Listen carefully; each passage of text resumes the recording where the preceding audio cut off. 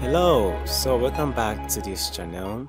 So this video is going to be a continuation of our last video. I will talk about how to use or how to make simple chat applications in our Android apps by making use of Microcharts. So what we are going to be doing in this video is to push things a little bit forward. So we are going to be showcasing an advanced usage of Microcharts. What we are going to be doing is that we are going to be plotting prices of various cryptocurrencies, and we are going to be displaying it, or we are going to be communicating it with microcharts. So an example of what we want to have at the end of the day is what we see on our screen. So this is the current chart of Bitcoin prices. So this is how it is. As you can see, there is a spike here. So I can also go ahead and plot other cryptocurrencies like Ethereum. So this is the price chart for Ethereum, and this is the price chart for EOS, and this is the price chart for Steam. So this is exactly what we are going to be doing in this class. And also it is worthy of note that this chart is actually inspired by a platform called Roku.com. So this is where we'll be getting the feeds. So we are going to be using their API to get the feeds, and so this is exactly what we are going to be having at the end of the day. So if you really find what we're going to be doing in this video very interesting, keep watching, but don't forget to hit the like button. And if this is your first time of coming by this channel, don't forget to hit the subscribe button and the bell so that you always get notified whenever I make this kind of video. So without wasting any further time, let's jump right into it. So we're gonna make a new Android app. So the name of our app is going to be Advanced Charts. Alright, so let's go ahead and create this application. So this is going to be a blank app. Okay, so our project has been successfully created. So the first thing we need to do will be to go ahead and get rid of this because we're not going to be making use of it, and this as well. Now the next thing we need to do will be to go ahead and load up our layout.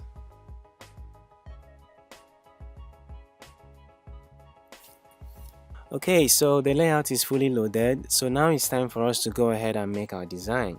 So from the completed project, you can see that we are going to have a card view and some test views and just a couple of things, just a couple of designs. So let's get right to it.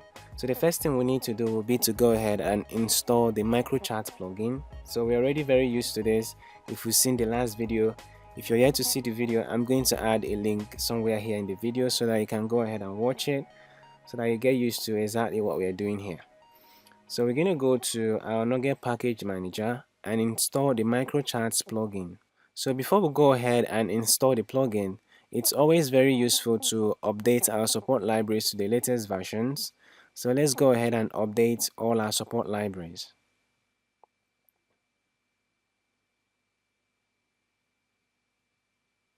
So you need to be connected to the internet for this to work properly. So our support libraries is actually updating now. And bam, so that's successful. Now the next thing we need to do will be to go ahead and start installing microcharts. So we're going to search for microcharts, and here are the results. So this is the one that we're interested in. So we're going to go ahead and click on install. Alright. Okay, so microcharts was installed successfully. Now let's go ahead and continue with our design. Okay, so let's pull up the completed project once more so that we can see what our design looks like. So you can see that we have some images that we are using to indicate the cryptocurrency of focus. For instance, this is the logo for Steam, and if I drop this down, when I select Bitcoin, you can see that the logo of Bitcoin appeared here. So it means that we actually need these images to be added in our project. So we're going to go ahead and add these images first of all before we'll continue with the design. So I'm going to go to Solution Explorer. So if you're following this video, you can go ahead and clone this project from GitHub. The link to the GitHub is somewhere here in the video. So you can go ahead and download the project from GitHub so that you'll be able to have access to these images that we're going to be using in this particular project. So let's go ahead and add the images. Okay, so these are the cryptocurrency images. So I'm going to select Bitcoin, EOS, Ethereum, and Steam. So I'm going to go ahead and add this up. Alright, now the next thing we need to do will be to go ahead and add the sort down image. Okay, so this is the sort down image. So I'm going to go ahead and add this up. So in the last video, we did a similar design. So we're going to try to save ourselves a lot of time. by skipping the design, but I'm going to write out the code pretty quickly and we're going to go over it together. Okay, so the image has been added successfully. So now let's go ahead and make the design. Alright, so we successfully designed our app. So the first thing we did was to add a card view. Now after the card view, we went ahead to add a linear layout, which is more like a container that is going to hold other elements that we're going to have in the card view. And we went ahead to add a text view that reads price history, which is this. Now the next thing we did was to add a view, which is this very light divider line that we have here. Now the next thing we did was to add another text view that says updated a few minutes ago, a few moments ago, which is this. And after that, we went ahead to add a relative layout. So this relative layout contains the coin image, the cryptocurrency image, and of course this was supposed to contain the price of that particular cryptocurrency. And also we have an image that indicates that we can click on this particular relative layout or these views that we have here to select other options, other coins that we can actually display the price chart. So that's why we have this here. So after the relative layout, we went ahead to define another linear layout. So inside the linear layout, we now have our chart view. So this is exactly what made up our entire layout. Now that we have all of these defined, the next thing we need to do will be to return to our main activity and start writing the code. And also it's worthy of note that we went ahead to name our elements appropriately, like this chart is named chart view and the layout that contains it is named chart view container. And inside the linear layout, the logo, which is this image, we named it price chart logo. And the text view that displays the price of the cryptocurrency, so we named it price chart price text view. Okay, this is a very weird name, but it works. And this sort down image, we named it price chart drop down image. So this is all the naming that we have here, which works very well for us. And the entire linear layout, we named it price history layout. So this is all we need to do here in the layout XML. So now let's get to the main activity and start writing the code. So like I earlier explained, we are going to be getting our data from Roku.com. So we are going to make use of their API to retrieve the prices of Bitcoin, Ethereum, EOS, and Steam. So what I'm going to do will be to pull up my Google Chrome. So here I'm going to go ahead and search for api.roku.com/v1/history question mark symbol. So this is the API that retrieved the price of EOS, right? But the first cryptocurrency that we are interested in will be BTC, which is the short form for Bitcoin. So the URL here is api.roku.com/version1/history question mark symbol equals to BTC. So if I load this URL, what we are going to have will be a bunch of data that explains the prices of BTC. I think this is 7 days range. So this is all the data. So what we want to do will be to go ahead and use this data to generate a very beautiful graph with the help of microcharts. So to help us understand this data, I'm going to use Ctrl A to highlight it and I'm going to copy it. Then we need to load a URL. We need to go to a website called jasonutils.com. So jasonutils.com will help us to understand the structure of the JSON we just downloaded from Roku.com, and this will help us to be able to visualize the data appropriately. So I'm going to go ahead and paste the JSON data that we just copied, which is the response we got from the API. So I'm going to submit this. So this is exactly how the data is structured. So we have success, message, and we have the data which contains all of this. But this part of the data is the one that we are interested in because this is the one that contains the price. So what I'm going to do will be to go ahead and copy all of this class. I'm going to copy it. Now we need to return to our Visual Studio and create a class that looks like this. This will help us to be able to deserialize the data that we're going to get from the API. Okay, so back here in Visual Studio, the next thing we need to do will be to go ahead and create a new class.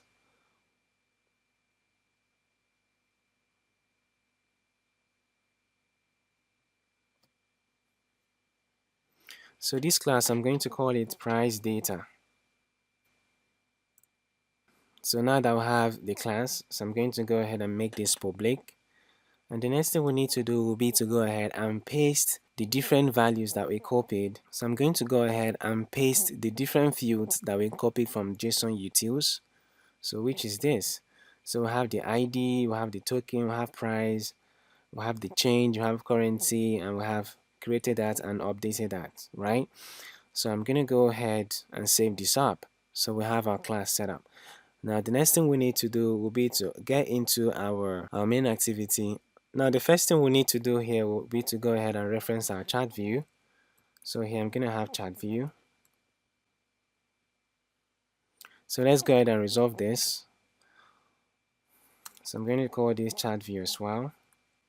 So let's go ahead and reference the chart view instance that we just created. So this is going to be equal to chart view. So I'm very certain that we're already very used to this process. Now the next thing we need to do will be to go ahead and fetch the data from the API. So what I'm going to do will be to create a new method. I'm going to call this method fetch chart. So what I'm going to do will be to go ahead and copy the URL. Okay, so this is the URL that we're going to be fetching all of this data from. So here I'm going to say string URL. Alright, now to be able to continue with our web request, we're going to go ahead and install a new Nugget package that will help us to fetch data from an API really quickly without wasting a lot of time. So we're going to go to Nugget Package Manager and we're going to install system.net.http. So this will provide us with a HTTP client that will enable us to make web requests really quickly. Okay, so this has been successfully installed. So here we're going to go ahead and make a web request that is going to fetch the data from this URL. So I'm going to go ahead and say var handler equal to new HTTP client. So let's go ahead and resolve this. So this is supposed to be HTTP client handler. Alright, so here I'm going to say HTTP client. I'm going to call this client. This will be equal to new HTTP client, and we're going to pass it our handler. So this is a very fast and swift way of making a web request. So here I'm going to go ahead and say string. So this is going to be our JSON response, which is the entire data that we see on our browser.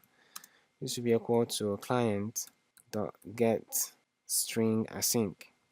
So this is going to be an asynchronous method, and we're going to pass our URL. For this to be able to work, we need to add an await signature to it because it's asynchronous, and because of that we need to make our method to be asynchronous as well. Now the next thing we need to do will be to go ahead and deserialize this data, and also it's very necessary that we are connected to the internet for we to be able to make this web request. If not, this will result to an error. Now the next thing we need to do will be to go ahead and try to deserialize the data that we fetched from this API. And to do that, we need to install a JSON package that will help us to do the deserializing. So this is something that I'm very certain that we're very used to. So newtonsub.json is the package that helps us to serialize and deserialize JSON strings. Alright, so we successfully installed that. Now the next thing we need to do will be to go ahead and confirm that the JSON response is not null or empty. So to do that, I'm going to use a simple if statement. I'm going to say if not string dot is null or empty. So this is to confirm that our JSON response is not empty. And if it's not empty, we can now go ahead and start deserializing the data. Now the first thing we need to do will be to say var result object. What we want to do here will be to pass a string into a JSON object. So this is just one way of reading the content of a JSON array. So we're going to have JObject. So let's resolve this.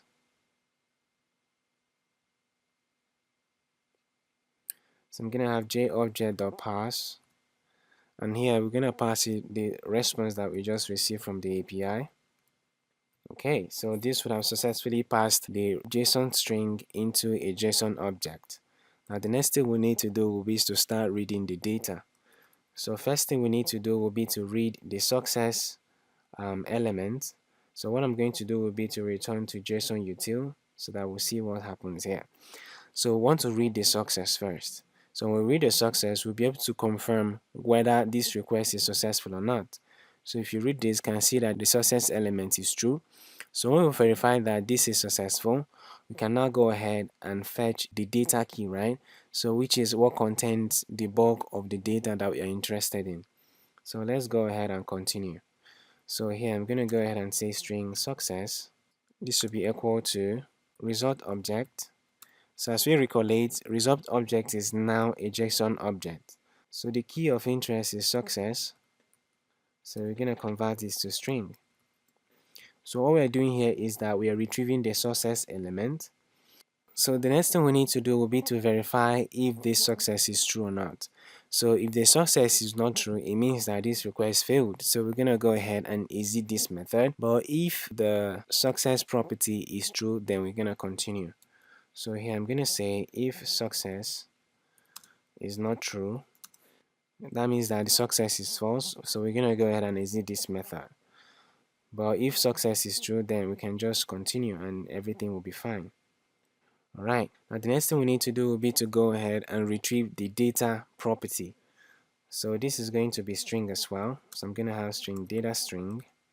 So what we intend to do here will be to retrieve this part of the response or this part of the data. So from data downwards, that's what we are interested to retrieve now. Because the message and the success doesn't mean anything to us. Data property is the property that contains everything that we need. So that's the property of focus here.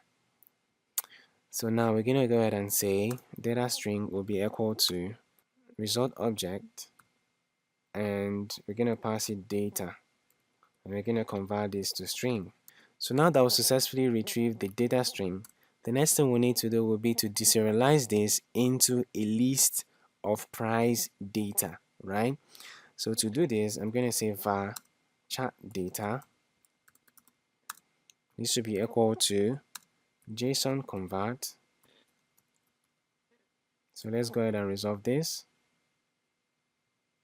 Okay, so I'm going to have JSON convert dot deserialize object. So we're going to deserialize this object into a list.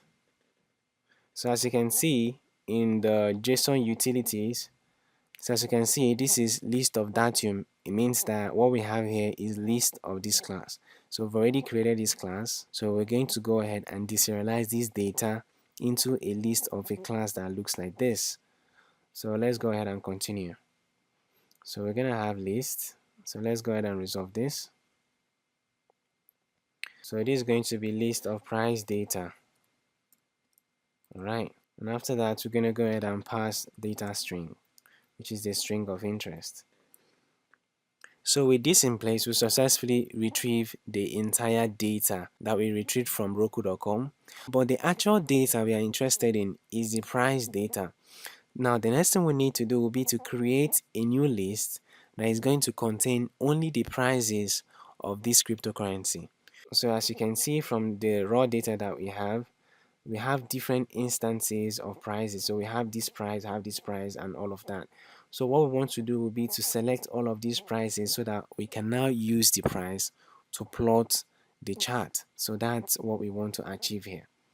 So to do that, I'm going to go ahead and use a link method to select only the price and add it into a special list, which we can now from there take the data to plot our chart.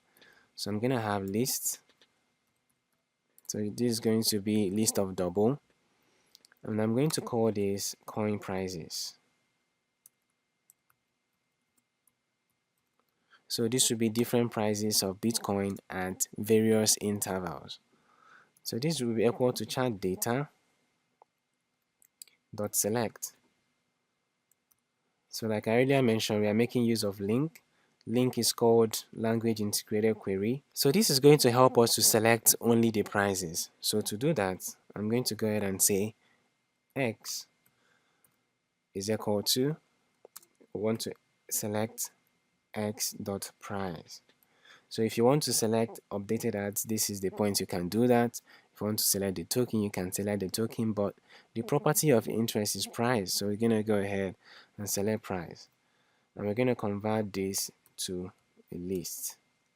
So what we've successfully done with this simple line of code is to retrieve all the prices in this list and use it to create a new list, and this list is now coin prices. Now the next thing we need to do will be to go ahead and use these prices to create an entry. Alright, so this entry will now help us to draw the chart on our chart view. So to do that, I'm going to make use of a loop. So I'm going to say for each double price in coin prices.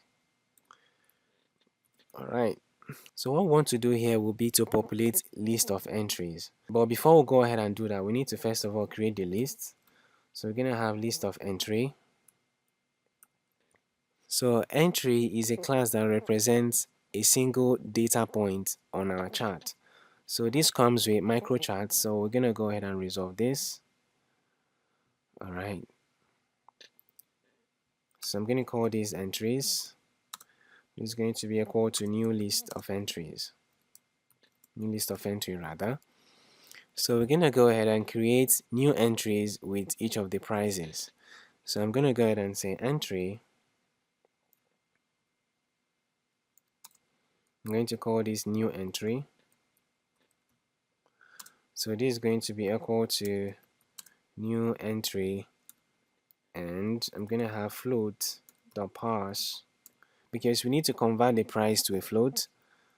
So I'm going to have price.toString. Alright, so we successfully created a new entry here. Now the next thing we need to do will be to go ahead and add a color, because we want a particular color for our chart.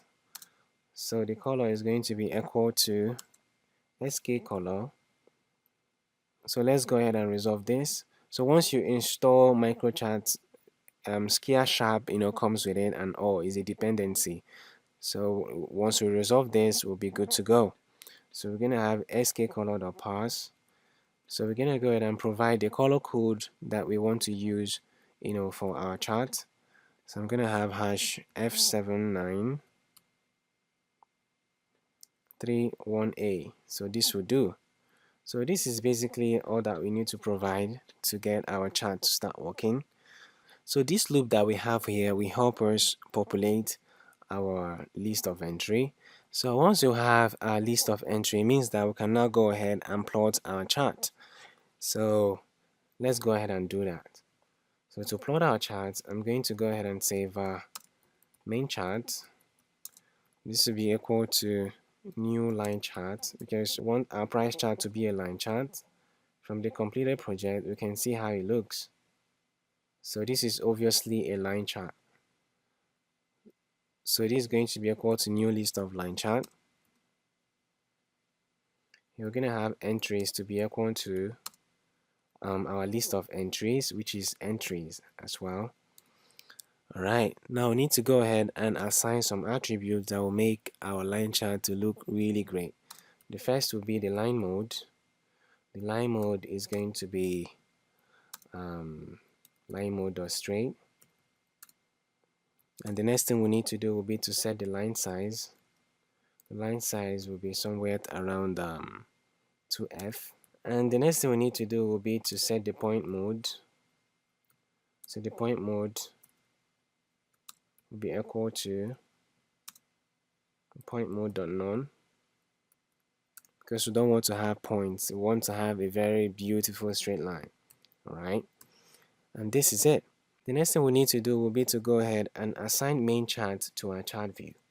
So I'm going to say chart view, which is the instance of the chart view we have in our design. Chart view.chart. This will be equal to main chart. Bam. So this is basically all that we need to do to get our chart to display. So we're gonna go ahead and call this method in the onCreate method. So I'm gonna have fetch chart here. Okay, so this is probably everything that we need to do.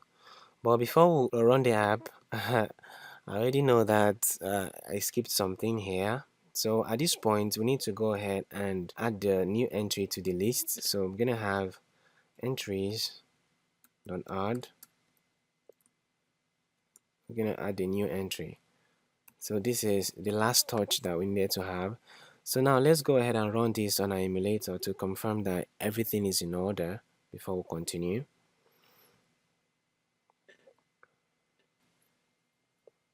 Okay, so our app is starting. Alright, so eventually you might need to add a progress bar that will, tell the user that we are loading up something, more like to communicate what's going on. And boom, we have our chat. So this is what our chat looks like. As you can see, is light years away from the original plan. This is what we're supposed to have, which is the current price data, something that looks like this. So how come our own is showing like this? Alright, so we need to go ahead and make those changes. So it's actually going to be a little tweak here and there, and we'll just be fine. So we're gonna go ahead and add more attributes to our main chart. So the first thing of interest will be to get the lowest price of all the prices. We're going to use it to rescale the data in such a way we can really see the changes in the prices. So to do that, I'm going to say double lowest prices.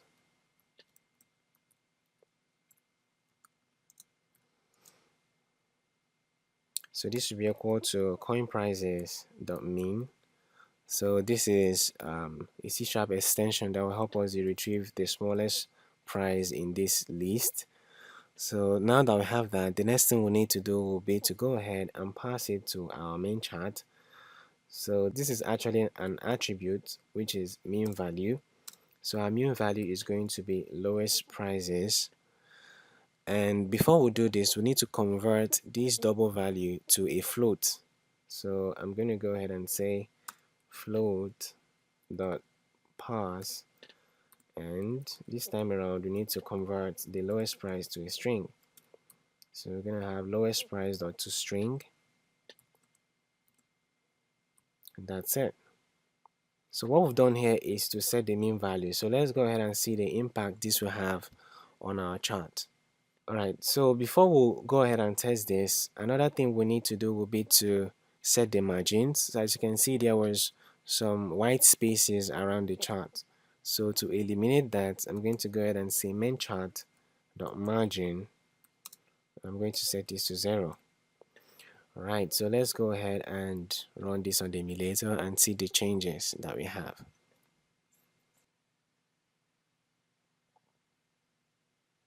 Okay, so our chart is loading up, and bam, so we have our chart. As you can see, it looks very close to what we have on the website.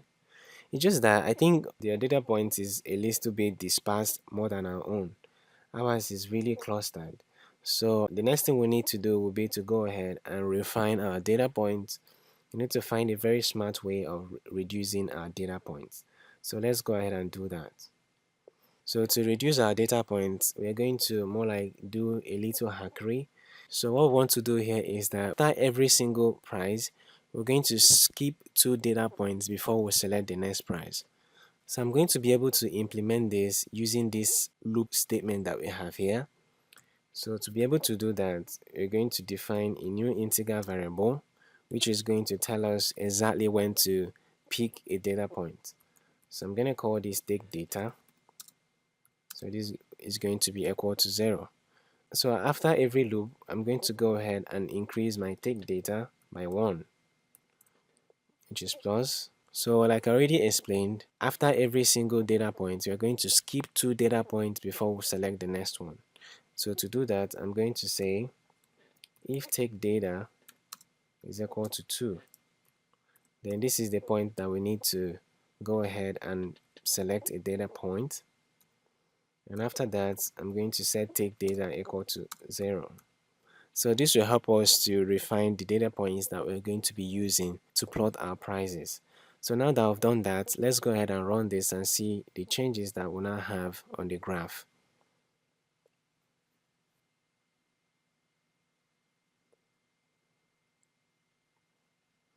Alright, so our data is loading up. Okay, so our chart is loading up. And bam! Okay, so we successfully refined our data points. Yeah, now it looks a little bit more dispersed and it looks similar to what we have on Roku. So this is basically how to go about refining our data. So now that I've come to this point, the next thing we need to do will be to go ahead and set the prices and also fetch the data of other cryptocurrencies that we are interested in. So we need to reference the text view that displays the price of the cryptocurrencies, and also we need to define the image view that will display the logos of the various cryptocurrency. So I'm going to go to my design. I'm going to copy the IDs so that I can just use it and create the text views. So we have this. So it is going to be text view. So I'm going to be a little bit fast with this so that we can save time. So now that we have the price chart text view defined, to get the price of the cryptocurrency of interest, so we're going to go ahead and select the first coin price in the coin price list. So we're going to have coin prices. We're going to select the first one, which is just OK. And we need to go ahead and format our string so that it will look really nice. So we're going to have dollars, and we need it to be in thousands, and need to be able to allow decimal points. 2 decimal points is just okay. And this, we're going to pass culture info.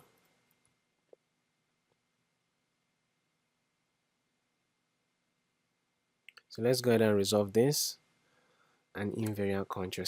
So what we've done here is to successfully assign the price of the cryptocurrency of interest. So when we run our application, we'll be able to see the change. Now the next thing we need to do will be to go ahead and include other cryptocurrencies in our app, so that we'll be able to select it when we drop this down. We're able to select other cryptocurrency and also plot their graph automatically. So to be able to do this, what we need to do will be to go ahead and create a new method. So this method will fetch all the necessary data that we need to draw the charts. So I'm going to go ahead and create a new method. It is going to be an asynchronous method as well. So I'm going to call this fetch data. So it is going to fetch data of all other cryptocurrencies of interest. So the first thing we need to do will be to create the URLs. So we're going to have BTC URL.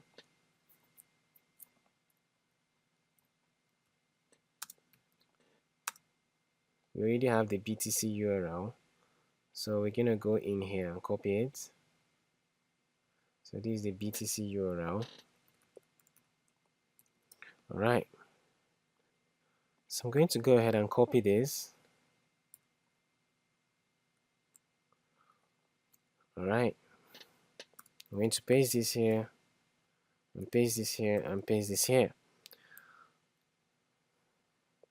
So I'm going to change this to Ethereum URL. It is just a short version of it. And the symbol for Ethereum is ETH as well. So we're going to pass in at the symbol so that we'll be able to retrieve data for Ethereum. Now the next will be for EOS. So we're going to have EOS, and here will be EOS. And also we're going to have Steam, and here will be Steam as well. Alright, now the next thing we need to do will be to create a HTTP client to retrieve values or to retrieve data from these URLs. So I'm going to go ahead and copy the implementation of HTTP client. So this is exactly the same thing that we're going to have here, just that we're going to be doing it for all the cryptocurrencies. So what I'm going to do will be to, instead of having JSON response, I'm going to change this to BTC response, and I'm going to pass BTC URL here. So what I'm going to do will be to define this. So I'm going to add price to it, BTC price response. So the intent is that we should be able to access this response anytime that we want. So whenever we retrieve the data from the API, we should be able to access it from anywhere within our app. So we need to make this BTC price response a global declaration. So we're going to go ahead and do the same thing for Ethereum, EOS, and Steam. So this is going to be its price response, and here we're going to have its URL, and this is going to be a global declaration. So we're going to go ahead and do the same thing for EOS and Steam.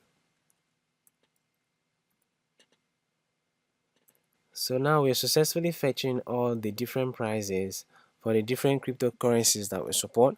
Now the next thing we need to do will be to create a method that will enable us to plot each of these responses, because what we have here is a response containing price data for BTC, Ethereum, EOS, and Steam. So when we select a different option, maybe what is plotted on our chart is BTC, and we'll select Ethereum, cryptocurrency that we want to see the price chart. So this will automatically make use of this price response to plot the graph. So this is what we want to achieve. So let's go ahead and do that. So I'm going to create a new method. So I'm going to call this withdraw chart. And in this method, we're going to be having two parameters. So the first parameter is going to be JSON response. So in this regard, we are going to be passing these price responses whenever we call this method. And the next thing we need to do will be to pass the hex color, because we want each of the cryptocurrency to have its own unique color. So we need to provide it when we are, calling this method. So now that we have that, the next thing we need to do will be to go to our fetch chart method and copy most of the data. So from this point, we're going to go ahead and copy all the data, because this is more like the same thing that we're going to be reusing. So I'm going to copy all of this.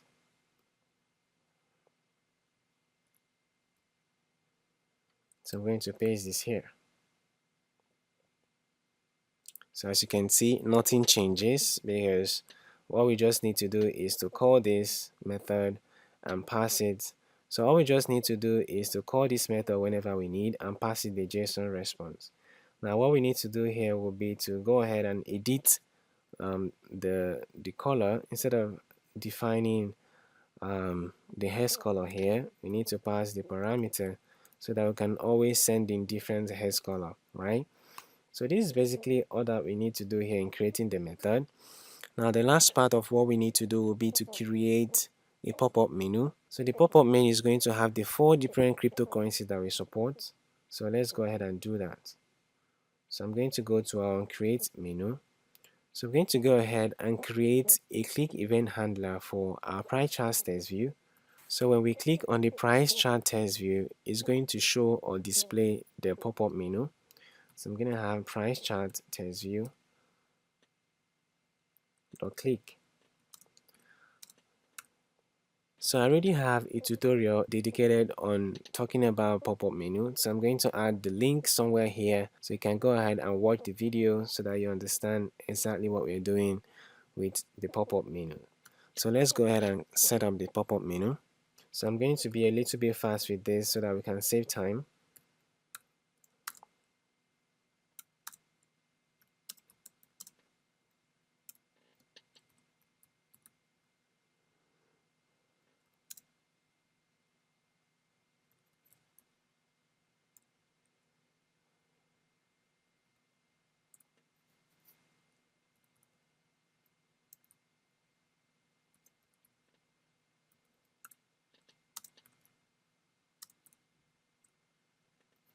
Alright, now the next thing we need to do will be to go ahead and populate the pop-up menu with the different menus of interest.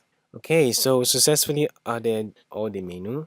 So in case you have any issues while resolving this, so this menu is coming from Android.views, so you might need to resolve it while you're adding your own menu. So now that we've successfully added all of this, the next thing we need to do will be to go to our menu click event handler. Created this menu click here. So this is what happens when we select each of these menu. So what do we want to do when we select Bitcoin? What we need to do will be to call the redraw method and pass it the BTC price response, and of course the color that we want to display for our chart, and also want to go ahead and change the cryptocurrency logo appropriately. So let's go ahead and do that. So we already know that the item ID for Bitcoin menu is 1. So I'm going to go ahead and say if e dot item id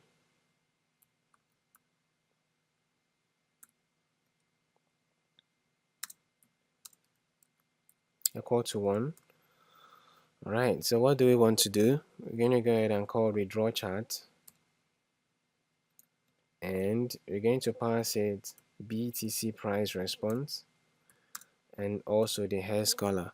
So the hash color is hash F7931A. So this will do. And the next thing we want to do will be to go ahead and change the logo. So it is going to be price chart logo.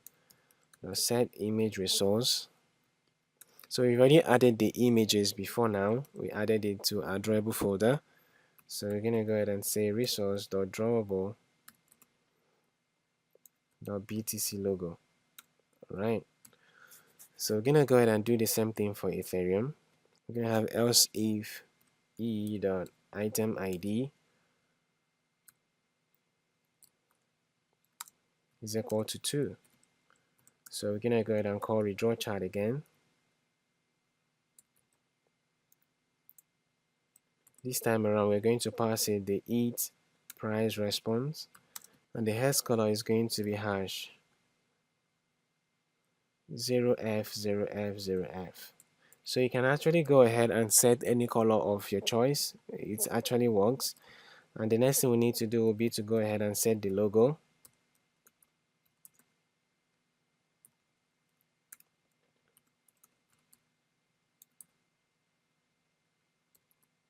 Source.drawable.eth. Alright, now we're going to go ahead and do the same thing for EOS and Steam. So I'm going to quickly go ahead and type that out to save us some time. Alright, so now that we successfully set all of these up, I think that's basically all that we need to do. So let's go ahead and run this on an emulator to confirm that everything that we've done so far is just working well. So I'm going to go ahead and run this on the emulator. But before I do that, I need to call the fetch data method.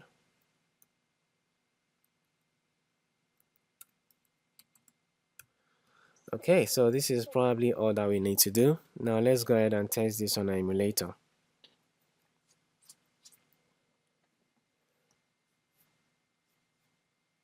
Alright, so our app is loading up. And bam! So as you can see, we now have our chart, and also we have the price. So this is reading $7,529.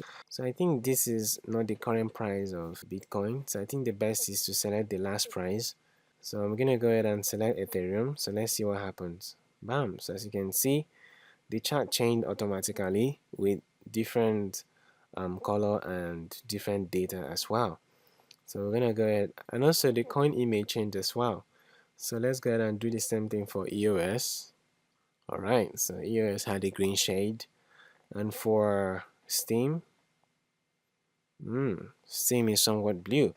Now the last thing we need to do will be to resolve this price issue. We need to select the last price, and also we need to add a loader such that when the user comes into the app, while the chart is loading first, so we're going to be displaying a progress bar. So I think that will help user experience. So let's go ahead and do that. So first of all, to fix the price, we're going to go to our chart methods. So in fetch chart, we're going to go ahead and resolve price. So instead of selecting the first price, we're going to select the last price. And to select the last price, we're going to say coin prices dot count -1. So this will give us the last price, which is actually going to be the most realistic price. And we need to make this correction in the next method, which is the redraw chart method. So I'm going to go ahead and paste this here. Alright, now the last thing we need to do will be to go ahead and add the progress bar. So let's go ahead and do that. So we're going to go to our layout file. So what I'm going to do will be to fold this up. So it's also very important that we keep this in mind, that we named our linear layout, which is more like the guide that contains everything. We named it price history layout. So I'm going to fold this up, and I'm going to add a new relative layout, which is going to contain the progress bar. So I'm going to go ahead and add that right away. Alright, so we have that, but what we need to do will be to make this to be visible now. So whenever we come into the app, this is the first thing we're going to see. So I named the price progress layout. So we're going to see this first. Now when our chart has not loaded up, this layout is going to be gone. It's going to be hidden, right? So we're only going to be seeing the progress bar. So what we now need to do will be to go into our main activity and reference this linear layout and this relative layout so that we can control it depending on when our price chart has completely loaded up. So what I'm going to do will be to create new instances of a relative and a linear layout. So I'm going to go ahead and do this here. So I'm going to have linear layout, price history layout, and I'm going to have relative layout. So I'm going to go ahead and copy the ID so that we don't make any mistakes. So this is price progress layout. Alright, so let's go ahead and reference this in our onCreate method. So I'm going to reference this here. So I'm very certain that we're very used to this process, so I'm going to go ahead and type this up pretty quickly. So I know this has been a pretty long tutorial, but it's all worth it. Okay, so successfully defined these methods, the price history layout and the price progress layout. So what we need to do will be to go to our fetch chart method. So as soon as we've successfully fetched our data from the API and successfully drawn the chart, we're going to go ahead and hide the price progress layout. So we're going to have price progress layout. Now visibility. So it is going to be gone, and our price history layout is going to be visible.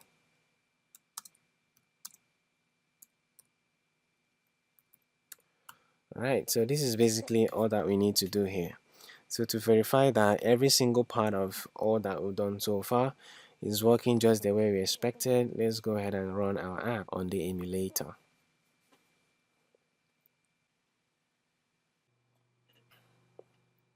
Okay, so our app is starting, and bam, so as you can see, this is the progress bar that we just added. So this is really showing up, so it's telling us our chart is loading on the background.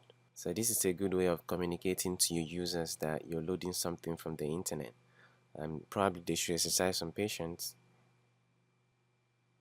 Okay, congratulations guys, we now have our chart, and as you can see, it looks very beautiful and even very similar to what we have on Roku.com. So this is the price of Bitcoin today, and this is the chart. So it looks similar to what we have on our app. And if we go ahead and change the context from Bitcoin to Ethereum, boom, as you can see, this is the chart for Ethereum and this is the price as well. So we can go ahead and do the same thing for EOS and do the same thing for Steam. So this is basically how to make use of microcharts for advanced chart display. So as you can see, this is very advanced, and it seems like how you're going to be using microcharts in real world scenario. So if I go to Roku.com and switch to Steam, so as you can see, it is almost the same movement. So this is exactly what we want to achieve in this tutorial. So if you have truly learned something from this video, don't forget to hit the like button, and if this is your first time of dropping by this channel, do well to hit the subscribe button and also turn on the bell so that you can always get notified whenever I make this kind of video. And also, you can go ahead and make a tutorial request in the comment below. If you have any idea that you probably might want me to make a video on, just go ahead and drop the comment in the comment section. I will do well to go over it and make this video as fast as I can. So I will do well to go over the comments in the comment section and also make the video as fast as I can. So this will be all for now guys. Thank you very much for watching. I really love you. Peace out.